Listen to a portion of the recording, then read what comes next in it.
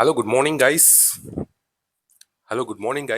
આજના લેક્ચરની અંદર આપણે જોઈશી કે જનરેટ આપણે મોટરમાં કાલે મેં તમને બેઝિકલી ભણાવ્યું હતું કે કઈ રીતના છે મોટરનું કાર્ય છે. સિમ્પલ એઝ ઇટ ઇઝ જેમ જનરેટરનું કાર્ય હોય છે તેવી જ રીતના મોટરનું કાર્ય હોય છે. બટ મોટરમાં આપણે ઇલેક્ટ્રિસિટી આપીએ છીએ અને જનરેટરમાં આપણે મિકેનિકલ ઇનપુટ આપીએ છીએ. એટલો ચેન્જ છે. હવે આપણે જોઈએ કે મોટરમાં ટોર્ક કઈ રીતના લાગે છે. મોટરમાં છે ટોર્ક કઈ રીતે લાગે છે. મોટરમાં ટોર્ક છે કઈ રીતે લાગે છે. આપણે મેઇન વસ્તુ તો આ જોઈએ કે મોટરમાં ટોર્ક કઈ રીતના લાગે છે. બરાબર. હવે હું તમને એમ કહું કે આપણી પાસે શું હતું કે આવી રીતના છે. સપોઝ છે કે એન પોલ હતો, આપણી પાસે બીજો એક છે એસ પોલ હતો. બરાબર. આ આપણી છે ચુંબકીય બળ રેખાઓ છે. આ ચુંબકીય બળ રેખાઓ છે. બરાબર. આ ચુંબકીય બળ રેખાઓ છે. હવે આ ચુંબકીય બળ રેખાઓમાં તમે છે કોઈ કંડક્ટર રાખો છો. આની અંદર કોઈ કંડક્ટર આપણે આની અંદર રાખીએ. સપોઝ છે હું એક આ કંડક્ટર રાખું છું આની અંદર. આ કંડક્ટર મેં રાખ્યો અત્યારે. બરાબર. સિમ્પલ એઝ ઇટ ઇઝ મેં આની અંદર આ કંડક્ટર રાખી દીધો. સપોઝ છે આ કોઈ કંડક્ટર છે. આ કંડક્ટર છે બરાબર. આ ડોટનો મિનિંગ શું થાય? કરંટ મારો બહાર આવે છે. એટલે આનું ફિલ્ડ આ ડાયરેક્શનમાં હશે. એટલે આનું ફિલ્ડ છે કંઈક આ ડાયરેક્શનમાં આમ થાય. બરાબર. આનું ફિલ્ડ કંઈક આ ડાયરેક્શનમાં થાય.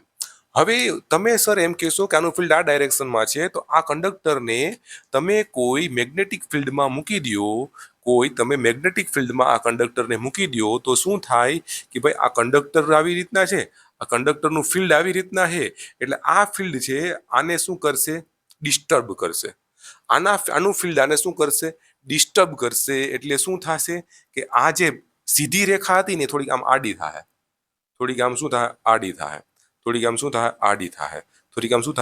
થાય. એના કારણે આ જે રેખા આડી થાય છે આ ફિલ્ડના કારણે આ કંડક્ટર છે આ રેખા આડી થઈ. આ રેખાને સીધી થવાનો ટ્રાય કરશે. શું કરશે? આ રેખા છે સીધી થવાનો ટ્રાય કરશે. એટલે આ રેખા છે આ કંડક્ટર ઉપર ટોર્ક લગાડશે. શું લગાડશે? ટોર્ક લગાડશે. બરાબર. આ બેક ટોર્ક લગાડશે. બેક ટોર્ક જ કહેવાય છે ને. તો આ કંડક્ટર છે આમ મૂવમેન્ટ આમ ખસવાની ટ્રાય કરશે. બરાબર. આ છે મોટર એક્શનનો પ્રિન્સિપાલ કે એની અંદર જે આર્મેચર રાખ્યું છે એ આર્મેચર શું કરશે? ખસવાનો પ્રયત્ન કરશે. આને છે ટોર્ક છે કહેવામાં આવે છે. સપોઝ છે તમે છે આની અંદર એક આર્મેચર રાખી દો છો. સપોઝ મેં આની અંદર આર્મેચર રાખી દીધું. બરાબર. આ એના કંડક્ટર રાખી દીધા મેં અને અહીંયા મેં કંડક્ટર રાખી દીધા. બરાબર. આમાં છે અમુક એટલામાં છે કરંટ બહાર આવે છે. આમાંથી કરંટ છે એ અંદર જાય છે. તો મને કેમ કહો કે આમાં છે એ ફોર્સ કઈ દિશામાં લાગશે અને આમાં ફોર્સ કઈ દિશામાં લાગશે? તમે એમ કહેશો સર મારું ફિલ્ડ છે નીચેની દિશામાં છે. મોટરમાં કયો રૂલ લાગે? મોટરમાં છે ફેમિલના જમણા હાથનો નિયમ. આ જમણી બાજુ છે કે ડાબી બાજુ છે? મોટરમાં એમજી છે તો મોટરમાં ફેમિલના ડાબા હાથનો નિયમ લાગુ પડશે. એટલે આ ડાબો હાથ છે ફેમિલનો એ લાગુ પડશે. હવે આની અંદર શું થાય? ડાબા હાથના નિયમમાં કે ડાબો હાથનો નિયમ છે આને છે ફિલ્ડની દિશામાં રાખો. અને કરંટની દિશામાં રાખો. તો આમાં તમને ફોર્સ જુઓ. આ ફિલ્ડની દિશામાં રાખ્યું અને આને તમે કરંટની દિશામાં, તો કરંટ તમારો બહાર આવે છે તો ફોર્સ આવી રીતના આમ રાખશે. આ તમારો કરંટ બહાર આવ્યો. આ ફિલ્ડની આ દિશા, તો ફોર્સ કઈ દિશામાં લાગે? આ દિશામાં. એટલે આ છે ને આમ ફરવાનું ટ્રાય કરશે. સિમ્પલ. આની અંદર તમે જુઓ તો આ તમારું છે કરંટ આવી રીતના છે. આ તમારી ફિલ્ડ છે આવી રીતના છે. તો ફોર્સ આની અંદર કઈ રીતના લાગશે? આવી રીતના આમ લાગશે. બરાબર. તો આ છે બેક ટોર્કના કારણે થાય છે કે બેક ટોર્ક છે તમે લાગો તો તમારો મેઇન ટોર્ક છે આ ફૂલ મેઇન ટોર્કમાં તમારે કરંટ મોટર છે વધારે ખેંચે. મોટર છે એ કરંટ વધારે ખેંચે સપ્લાયમાંથી જો લોડ વધે તો. બરાબર. તો મેઇનલી હવે આપણે જોવાનું છે આ ટોર્ક કઈ રીતના લાગ્યું આપણને ખબર પડી ગઈ. તો મેઇનલી છે જોવાનું છે આપણે કે ટોર્કનું ઇક્વેશન કઈ રીતના મારે યાદ રાખવું એ. બરાબર. તો ચલો આમાંથી તમે નોટ કરી લ્યો. આ તમારી નોટ્સ બુકમાં જલ્દીથી. તો હવે ટોર્કનું ઇક્વેશન આપણે જોશું. ટોર્કનું ઇક્વેશન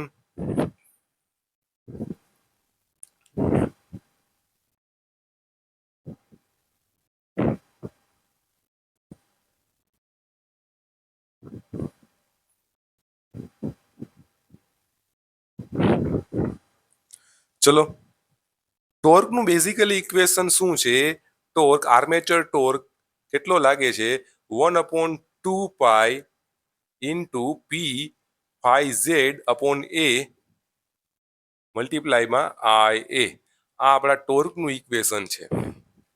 કેમાં? ડીસી મોટરનું ટોર્કનું ઇક્વેશન આ છે. બરાબર. આની અંદર પી તો પાપડી ફાફડી જીરું આંબલી, પાપડી ફાફડી જીરું આંબલી 2 અને આઈ એ મલ્ટીપ્લાય કર્યા છે.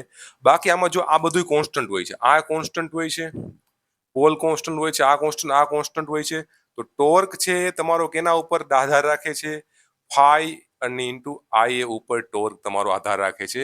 આ કેટલી વાર પૂછાણું છે આ કે ભાઈ ડીસી મોટરનો ટોર્ક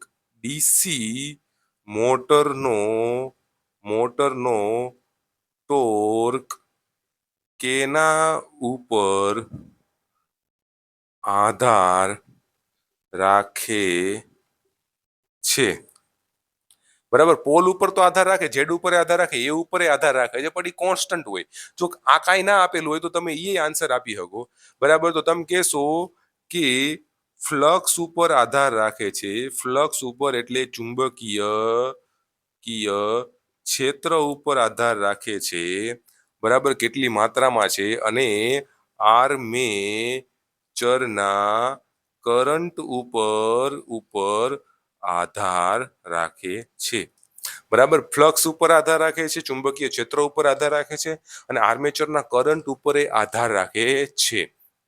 રેડી? એટલી વસ્તુ ડન. આયા સુધી કમ્પ્લીટ. ઓકે.